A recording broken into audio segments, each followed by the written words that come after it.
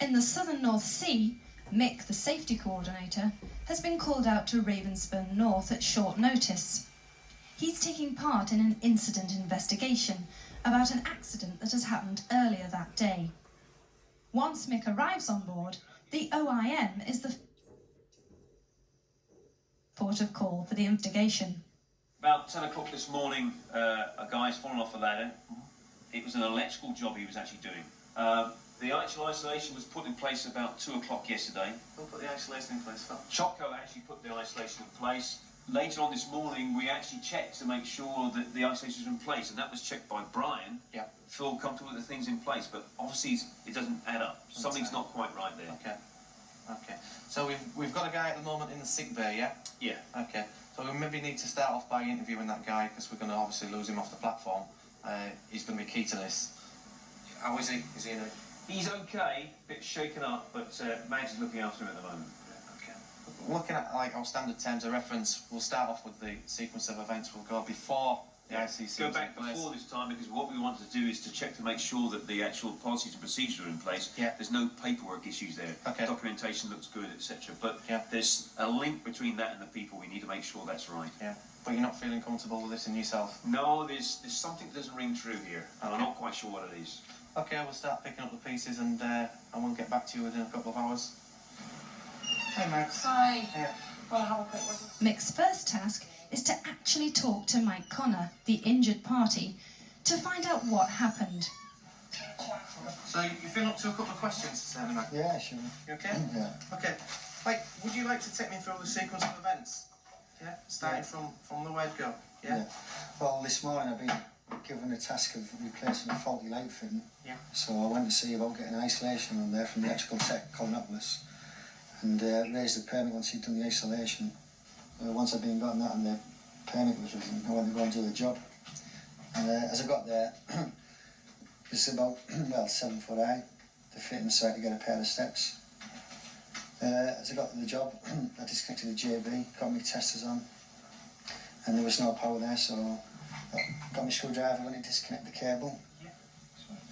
And as I was disconnecting it, I just put my screwdriver on there, and there was a flash in the van. And I couldn't see anything for a couple of seconds, and at the same time I lost my balance and fell off the steps and damaged my arm as well as my ankle. Okay, how far up the step ladder was you stood, Mick? About the third step, I think. The third step? Oh, yeah. What I'll do actually is I'm going to nip outside and have a look around the work site and see if we can come. We need to know a little bit more about it, so I may have to pop back and speak to you again. I hope it's not, it's not bothering you too much, mate. Is that okay? Yeah, no problem. All right, thanks for your time. If you need anything, I'm sure Max will sort it. No. All right, take care. Cheers. Cheers, thank you. Mick is keen to check the scene of the accident to see if Mike Connor's explanation ties up. This is where the accident occurred this morning. The guys have buried it off. I just want to go in and have a look around, actually, to see what I can find. As you can see, that was the light he was working on. You can see it's slightly blackened at this end. The ladders have fallen over, and I'm told that Michael fell in this area here. What are you going to do now? I'm just going to have a look through the tool bag, see if the fluke's in there. The fluke's the meter what he would have used to test the circuit with, to see if it was live. If you remember back in the sick bay, he told us he tested it. There's no fluke in there. So he hasn't used one? He most certainly hasn't used one, no. It would have been on the job. It's not on the job. In actual fact, I would have thought it'd be up there. I've noticed actually, as I've been looking about from this level, if you look through the grating, you can actually see a driver.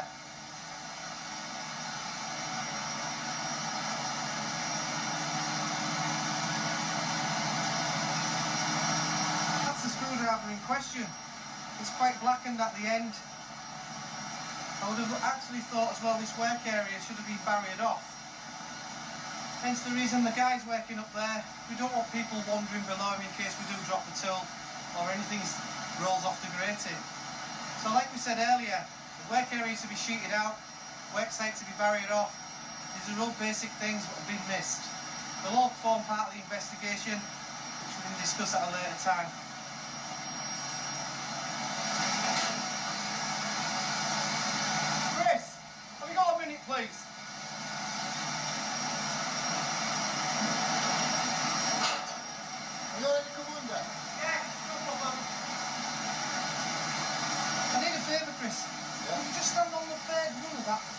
ladder and just see if you can touch that light, please?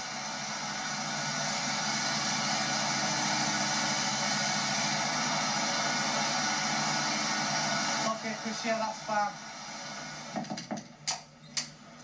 Excuse me, Mike. Any chance I can have a quick word with Mike, please? Yeah. Maybe a couple of minutes. Obviously. Yeah, come on, now, please. Alright, mate. Yeah, thanks, Max. All right. Right. All right, then. I've been out on the work site and we've got a number of findings. I want you to come clean with me because this is just not tying in whatsoever. Okay? Took one of the guys out to stand up on the step ladders, yeah? Mike, the only way you could reach that light fitting is by standing right on the very top of the steps. Okay? Yeah. There's no barriers, there's no sound, there's no protective sheeting to stop any potential dropped objects. If you'd have fallen on the left-hand side, you'd have fell about approximately 40 feet. We'd have then had to raise this to a B2. It is going to be raised to a B2 anyway, mate, because there could have been a fatality there. Okay. Yeah. So I want you to come clean with us, mate, because I feel like me and the team have had a bit of a run around this morning. Yeah, I'll come clean with that. You want to take us through it? I mean, Colin did give us the isolation, so I got on the job. And to be honest with you, I thought the job was going to take me 5 minutes. Found a pair of steps. When I got there, I realised they were too small, but I could just manage off the top rung, so I stood on the top rung to do the job. I didn't have any barriers here. I could see underneath me, so I thought there's no need for it. And I didn't have any flip on me, so I thought, well, it's disconnected anyway, it's been isolated. I've still got issues around the isolation piece as well, to be quite honest. I've not quite got to the bottom of that yet, and that's where I'm going on to now. There's a chance I'll be popping back to see you, Mike. Yeah? Okay. How are you feeling? Yeah, a little bit of pain. It is easing up now, mate. Okay, mate. Thanks for your time. Okay, no I'll problem. speak to you later. Cheers now. Good, so, you got a minute, please? Yeah, no problem. Come in. What have you found today? I've just come back from interviewing Mike Connor from the sick bay. I've also visited the work site. It's quite obvious that he did get a shock. There was a blackened screwdriver on the lower level. Also the tube ends, the light fitting tube ends, they were blackened as well. Right. I'm in a place that says, yeah, he's had a shock, he's fallen off the ladder. However, it's apparent that Mike was standing on the top of the step ladder. Now he possibly could have gone over the handrail, maybe fell anywhere between 30 and 40 feet. It sounds very much as we need to be ratcheting this to a different level of investigation. Maybe you're into B2. Yeah, B2, possibly a fatality. Yeah, it could have been a fatality, that one. We need some honesty in this process because if we don't, we're never going to get to the end of it. Okay, I'll get back to you. All right. Cheers, Phil. Okay, see you later. Bye. Bye. After the accident, the OIM asked another member of the electrical team, Brian, to check out the light fitting and check the isolation. I've been brought out to investigate the incident that occurred. I've had a meeting with the OIM. He tells me that he's had a chat with yourself. And they're checking up on certain bits of kit, isolations, circuits and things. How far you got? I checked the isolation. The isolation was in place. Okay. I went to the scene, the fitting, Yeah. and it was dead. It was definitely It was dead, definitely dead. Okay, no problem. Right. Oh, excuse me. No. Hello, switch room. Aye, okay. Right, well, we seem to be having this problem all the time at this time of day. It's just getting beyond a joke. Right, I'm coming up straight away. Okay? I have to go. We've got a problem in the accommodation. It happens all the time, the same time, nearly every day. But I have to go now because I want to catch out what's going off here. Can I catch you when you get... Anytime. Okay, mate. Cheers, Brian. Thank you. That's strange. So they're having an electrical issue. It's happening on a regular basis. Same time. We'll make a note of that. So we might need that information a little bit later on. Choco was the electrician who put the isolation of the light fitting in place, and Mick is keen to see if he can throw any light on the incident. Choco. Yeah. Choco, I understand yesterday you were involved in some isolations, and this morning we had a bit of an incident. I'm just wondering if you could just take us through a piece of that, please. Like, what was your part in that? Well, I actually put the isolation on myself. Oh, brilliant. Is there any chance that we could have a look and you could take us through it? Yeah, I'll go down there now, but cellar deck. Okay, Choco, can you take us through, step by step, just what you did yesterday, please? Yeah, no problem, mate. Obviously, I've got the isolation tag in my hand. Yeah. You see the number on the tag? Yeah. I'll check that against the distribution board. Yeah. as I did yesterday, CPL 7601. That's fine. I came over to the electrical isolation lockout box, took one of our miscellaneous locks that we use for this type of isolation, back to the distribution board, Yeah. checked again, distribution board number, circuit number against the tag, knocked the circuit off, applied the lock and the isolation tag. Okay, that's fine. Brian is on his way to check out a persistent fault, which keeps tripping one particular circuit. Okay, yeah, we'll have a... We'll see if we can find out what it is. This is the third time this has happened now, and we haven't got to the root of the problem yet. We'll have a look around, and we'll see if we can find out what the problem is.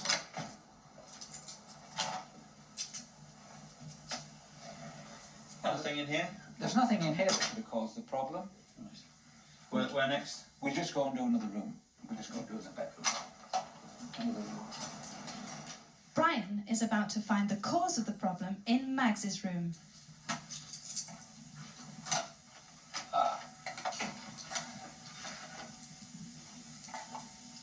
Yes, this may be the problem. How do you know? If you look at the other equipment in this room, you'll see that it's labelled, it's been pat tested. This one hasn't been pat tested. It has no certification. Hey there, Mags. Hi, Brian. You wouldn't have a hairdryer by any chance, would you, Mags? I think we found the culprit. Why the TV keeps going off. With nothing to go on as to why the circuit was live, Mick is checking the isolation log for any clues. Any chance you can log on to ISSOW? Bring up the electrical isolation log up for us. Cheers. What are you looking for? Well, to be quite honest, just clues. Anything that can associate me or push me in the right direction with what's going on. You know? Stab it in the dark a little bit, really. That's fair steps. What are you looking for? Electrical isolations, or anything associated with the electric. Have we lost anything just lately? Has anything been reported? Anything at all? There was a problem yesterday on gas compression with some lighting. There's some chaps working over there, and I believe one of the circuits went out. Okay. So I called Brian. Brian Lancelot, that'll be, yeah? What would Brian have done, do you know? He probably would have reset the breaker. If he just tripped, that's what he would have done. Okay, that's fine, yeah, excellent. Thank you. Cheers, Alec. Mick, sorry, what are you looking for here? Yeah, just make Colin. Yesterday, on the compression platform, which we're on at the moment, we had a lighting issue. Some of the lights went out. So Colin's going to show me the essential lighting distribution board. And I'm just trying to piece one or two things together. It's another electrical failure. And I'm not quite sure yet. We still haven't got to the bottom of the incident. Hopefully this will help us on our way. Sorry, Colin. So, can you show the board? This is the GCL 7601, which is the essential lighting distribution board for the compression platform. That's strange. We've got, obviously, central production 7601, and we've got gas compression 7601. It'd be quite confusing, that, surely. Can you set the lights still out? So I just check the breaker to make sure Yeah, it's stopped. please, yeah, sure. What circuit was it? Circuit 3. As you can see, they're all men. All still intact, so if they all went out, it's a bit strange, that. So, all on the platform would actually be authorised to come and work on this distribution board?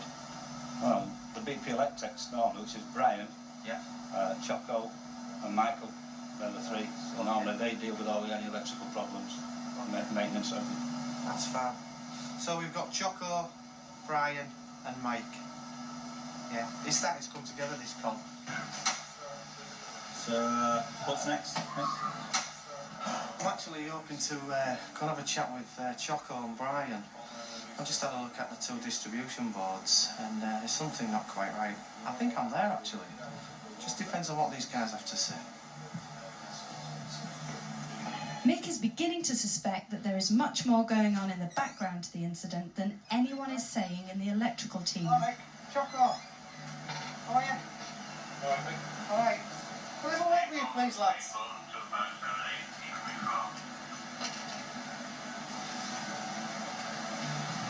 Yesterday, lights went out on GC, gas compression, yeah? Brian, you was called to have a look at them, weren't you? Yeah? So, I think the wrong isolation was in place. Okay. You went into the board. I think you'd realised that Choco had made a mistake and you went and changed the isolation. I couldn't have changed it, Nick. Why is that, Brian? Well, Choco had his personal lock on it. Just take us through, Brian, what you did and what you should have done, yeah? I was called over to the lighting incident. I looked in the board. There was an isolation on it. Hello, John. Is there anyone working on lighting over on gas compression today? Oh, okay, no matter, right, thank you. Right, bye. I thought I'd go and get Choco, get him to change it, and there would be no harm done. But in the meantime, Mike's accident occurred. What I should have done, I should have got onto the phone straight away, informed the team leader we had a potential incident, and had the job stopped immediately. Hello, John. We've got a serious mistake on an isolation. A serious mistake. Stop the job immediately. Gas compression lighting. Stop all work. So, Bright, I think you best go upstairs and have a word with the IM. Yeah? I know it's going to be uncomfortable for you, but please rest assured this is the right way to go. Okay? So basically, Chuck, you must have moved the isolation. There's no other way around it, you know? Yeah, I obviously made a mistake in isolating the wrong distribution board. Yeah. Heard about Mick's incident and the fact that it was okay, although I realise it could have been a lot worse. So, bit of damage limitation, cover my tracks I suppose. I ran in, took the isolation off the gas compression board and shot over to CP and put it on the respective board, knowing that Mick was okay at this time. Chuck, I think you best pop up and see the IM and put him in the picture. I'm going to draw my paperwork together and I'll be following you up the stairs. Okay, thanks for your time. Job done? Yeah, it's uncomfortable when it gets like that, but we've got to the bottom of it. We put a couple of days into that one. Just close the door behind you. We won't beat around the bush. I'll tell you about the facts as I know it at the moment. You put in place an isolation yesterday, somebody subsequently got injured, you've gone back to that isolation and you've changed it to cover your tracks. We've got a major problem here. What have you got to say for yourself? You may believe the scenario we've just enacted just wouldn't happen within BP. We've done it to demonstrate or highlight that small problems can actually lead to larger ones and possibly even fatalities. Make sure you look at your work scope, be honest with yourself, just don't cut corners. You should have seen me cut corners in the video. Not using a fluke, nobody's here. Steps that weren't tall enough. Never ever cut corners to save on time. Lack of attention to detail in the character I played led to injury and possible fatality. In your job, what lack of attention to detail could have the same results? Think about it. My mistake was not following procedures exactly. I thought I could rectify the situation without following procedures. Follow procedures exactly. By now you'll have seen the mistakes we made in the video. Do you see the mistakes you make on your own work sites? Use the stop system. It does work. Be safe. Thank you to the Ravensbourne North team for their help in the making of the video.